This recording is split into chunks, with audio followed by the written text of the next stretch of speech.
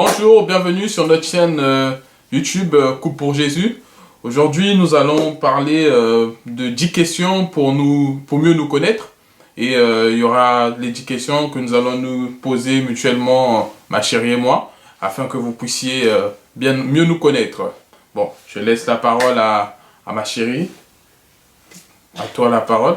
Bonjour à tous, comme il a dit. Donc là, on va se poser l'un à l'autre les 10 questions pour mieux nous connaître. Et ces questions sont portées sur notre marche avec Jésus-Christ.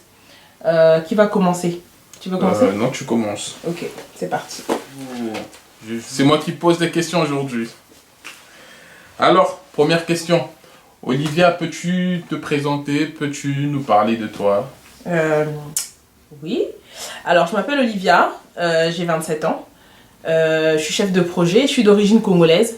J'habite en région centre depuis peu. À la base, je suis d'Evry et j'ai grandi en Île-de-France. D'accord. Tu as grandi en Île-de-France ou précisément en Île-de-France? À Évry. À Évry, d'accord. Coucou à tous les Évriens et les Évriennes. D'accord. Et bon, comme notre chaîne, c'est une chaîne chrétienne, qui a pour but de parler ou d'avoir un contact avec les chrétiens. Nous allons parler de sa vie chrétienne, de son parcours avec le Seigneur, qu'elle nous parle un peu de son parcours avec le Seigneur. Peux-tu nous parler de ton parcours avec le Seigneur? Alors, moi, j'ai toujours été chrétienne. Je suis née et grandi dans une famille chrétienne. C'est vrai que plus jeune, j'ai grandi aussi dans le catholicisme. Donc plus jeune, j'avais mes parents qui nous ont permis de voir en fait d'aller à l'église catholique et à l'église protestante et nous ont dit qu'on pouvait, enfin c'est pas qu'ils nous l'ont dit, mais voilà, à l'âge adulte, chacun faisait vraiment son choix et donc ouais, j'ai grandi dans une famille croyante et pratiquante. D'accord. Et tu sais à peu près combien d'années ça fait combien d'années que tu as donné ta vie au Seigneur Jésus? Alors, j'ai donné ma vie à Jésus-Christ en 2009. D'accord. Oui, voilà. Donc, ça fait combien d'années? Ça fait 8 ans. Ça fait 8 ans que tu as donné ta vie à Jésus-Christ. D'accord. Et depuis que tu as donné ta vie à Jésus-Christ, as-tu déjà vécu des expériences marquantes, des expériences, excusez-moi, touchantes, des expériences qui t'ont marqué au plus profond de toi? Oui, il y en a plusieurs, mais il y en a une qui a été particulièrement marquante. Quand j'étais au Congo, j'ai attrapé, je ne sais pas si on peut appeler ça une maladie, je ne me rappelle même plus du nom. D'accord. Mais moi, j'ai su déceler, et puis mon entourage aussi, que c'était plus spirituel que physique. Et c'est quelque chose qui m'a marqué, mais j'aurai l'occasion dans d'autres vidéos. Un verset de la Bible qui te tient vraiment à cœur, celui pour lequel ton cœur bat? Alors je dirais Jean 3,16. Jean 3,16, d'accord. Je vais vous le lire. Son verset préféré, c'est Jean 3,16. Nous allons l'écouter, le lire ce verset. Car Dieu a tant aimé le monde qu'il a donné son Fils unique, afin que quiconque croit en lui ne périsse point, mais qu'il ait la vie éternelle. D'accord. Vous l'avez entendu? Dieu a tant aimé le monde qu'il a donné son Fils unique, afin que quiconque croit en lui ait la vie. Bon, après que tu nous aies parlé de ton verset préféré, nous souhaiterons savoir quelle est ta louange préférée ou ta musique chrétienne préférée, nous allons dire. Alors, c'est une louange en anglais. Je crois qu'elle a été traduite en français, mais ça s'appelle The Power of Your Love. D'accord. Et bon, je vais peut-être pas la chanter, mais je manquerai pas de mettre le lien en dessous de la vidéo pour les personnes qui veulent découvrir cette chanson. C'est une chanson qui m'a marqué à un âge très très jeune et qui parle vraiment du pouvoir de l'amour de Dieu. D'accord.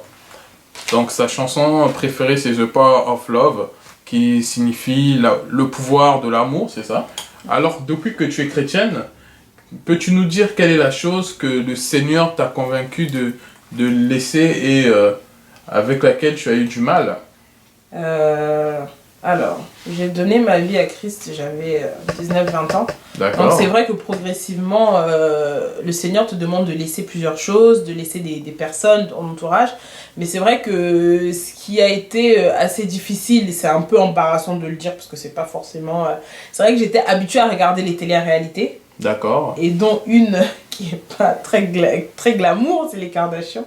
D'accord. Et c'est vrai que j'ai eu du mal du jour au lendemain à me dire que j'arrête de suivre cette série parce que y a rien dedans qui dans lequel je peux m'identifier, et puis même ça ne m'apporte rien, donc c'est du temps passé loin de Dieu, et l'esprit m'a vraiment convaincu que voilà, fallait laisser cette série. D'accord, ok. Et que pense ton entourage de ta foi, de ta vie chrétienne, de ton engagement? Alors, c'est vrai que dans mon entourage, tout le monde... déjà, la plupart des personnes que j'ai dans mon entourage sont des personnes qui sont pratiquantes. D'accord. Croyantes, pratiquantes. Donc, c'est vrai que c'est très facile. Et aujourd'hui, par rapport à ma foi et par rapport à cette chaîne, bah, on me félicite et on m'encourage beaucoup. Et ça compte beaucoup, je pense que ça a beaucoup compté. Et donc aujourd'hui, ouais, je dirais qu'on me soutient et on m'encourage. D'accord, ok. Et as-tu un appel au ministère dans l'église, dans le corps du Christ? Un appel à proprement dire, j'ai pas encore reçu un appel. Après, ce que je peux dire, c'est que déjà très jeune, j'ai eu la conviction que j'allais servir Dieu. Je ne savais pas comment ni par quel biais. J'ai toujours su que Dieu allait me mettre à part à un moment donné dans ma vie. Après, que ce soit un appel ministériel, je ne peux pas me prononcer, je ne sais pas. Mais c'est vrai que déjà très jeune, j'ai eu la crainte de Dieu, ce qui m'a empêché de faire certaines choses. Parce que je pense que Dieu savait qu'il allait m'appeler à le servir, mais un appel comme ça. D'accord, ok. Et as-tu une église en ce moment? Vas-tu à l'église ou... Oui, naturellement. Je prie dans une église ici à Chartres, qui s'appelle la Grâce Restauratrice. D'accord. Depuis à peu près 1 an. Et avant ça, j'étais à ICC et à CEP d'Evry, donc qui est une église évangélique protestante. D'accord. Et je salue toutes les personnes qui fréquentent mes 2 anciennes églises de cœur. D'accord. Bon, c'était là 10 questions avec notre sœur Olivia pour mieux la connaître. Et je pense que là, ce sera mon tour pour vous permettre de mieux me connaître. Ok, bon maintenant c'est ton tour. Alors 10 questions pour mieux connaître Ben. Alors. Ben Isaac. Ben Isaac, qui es-tu? Peux-tu te présenter? Je me présente, je suis Ben Isaac, j'ai 29 ans, donc j'aurai 29 ans dans quelques jours. Je suis d'origine congolaise, du Congo-Brazzaville, et j'habite en région centre, précisément dans un coin paumé que l'on appelle La Loupe. Ok, alors peux-tu nous en dire plus sur ta marche avec Jésus-Christ? Ma marche avec Jésus-Christ, dès le bas âge, ma mère m'a élevé dans la religion catholique. J'ai été élevé dans la religion catholique. Je me suis fait baptiser en enfant. Et j'ai été enfant de cœur aussi dans l'église catholique. Et j'ai rencontré le Seigneur Jésus-Christ en avril 2008, à Torcy précisément. Bon, bah, du coup, tu as répondu à la 3e question qui est quand et comment as-tu donné ta vie à Jésus-Christ? J'ai répondu en disant quand j'ai connu Jésus-Christ, mais comment? Ben, c'est par le biais d'un frère chrétien qui m'évangélisait, qui me parlait tout le temps de Jésus. Et à chaque fois qu'il me voyait me parler de Jésus, je lui disais, mais je prie, moi, je connais Jésus. Et il me disait que si tu ne connais pas Jésus, tu ne connais pas le véritable Jésus qui t'est prêché dans la religion. Et un jour, j'ai décidé de faire le pas vers ce Jésus-là pour mieux le connaître, et j'ai eu cette conviction de le suivre depuis 2008. D'accord. C'est notre 4e question. Ben Isaac, as-tu une expérience marquante ou miraculeuse à nous raconter, à nous partager? Oui, j'ai une expérience miraculeuse avec le Seigneur Jésus, qui est dans le domaine de ma santé. Il y a 1 an, j'ai été miraculeusement guéri du diabète en quelques mois. D'accord, tu veux en parler plus ou... Je ferai une vidéo où j'en parlerai avec plus de détails. Ok, bon, je vous invite à regarder cette vidéo quand elle sort parce que vraiment notre Dieu est puissant et je pense que ça va toucher pas mal de monde. As-tu un passage de la Bible, un verset qui vraiment te marque et qui... Oui, j'ai un verset qui me marque. C'est dans 2 Chroniques 17 où il est écrit que l'Éternel étend ses regards sur la terre, excusez-moi, pour soutenir tout ce dont le cœur lui appartienne. C'est un verset que j'affectionne beaucoup, quoi. C'est le verset que j'affectionne beaucoup. D'accord. Et est-ce que du coup, tu as une louange préférée, un chant, une adoration qui met ton cœur en... Ma louange préférée, c'est « Je te donne mon cœur » de Luc Dumont. Je te donne mon cœur, il ne m'appartient plus. C'est ça ma louange préférée. Ok, donc on va mettre le lien juste en dessous pour toutes les personnes qui souhaitent connaître cette louange également.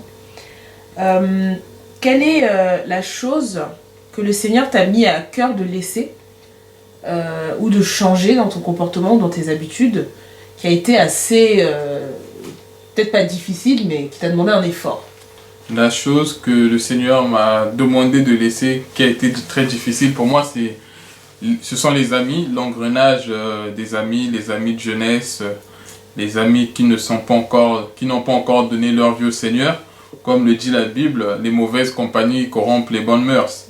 Donc j'ai vraiment eu du mal à laisser ou à quitter les amis qui ne m'apportaient rien dans ma vie. Ok, donc toujours dans ce qui concerne ton entourage. Du coup, ton entourage actuel, qu'est-ce qu'ils en pensent de ta foi, de ta manière de vivre ta vie en fait? Mon entourage actuel, tout dépend. Ma famille croit en mon appel, croit en ce que je fais, croit en ce que Dieu a mis dans ma vie. Et les amis, avec les amis, on a eu à avoir un certain parcours et c'est encore un peu difficile pour certains amis d'accepter cela. Mais par la grâce de Dieu, petit à petit, ils acceptent cela. D'accord. Du coup, tu viens de nous parler de ton appel. Oui. Donc, est-ce que tu as reçu un appel et tu es engagé par rapport à cet appel à l'église? J'ai reçu un appel, j'ai un appel d'évangéliste. Et j'ai reçu cet appel depuis 2009. Mais je ne me suis pas donné à cet appel aussitôt. Je ne me suis pas mis à travailler pour cet appel. J'attendais d'abord d'être affermi dans ma foi. Et j'ai un appel d'évangéliste. Je n'ai pas encore été consacré. Mais je suis un futur évangéliste. Amen. Et j'évolue au sein de l'église La Grâce Restauratrice en région centre. Précisément à Chartres.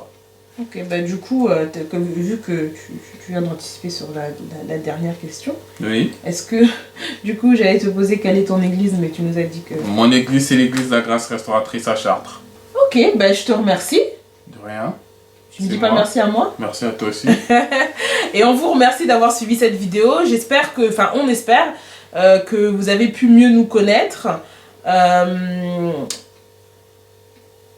Et si vous avez des questions...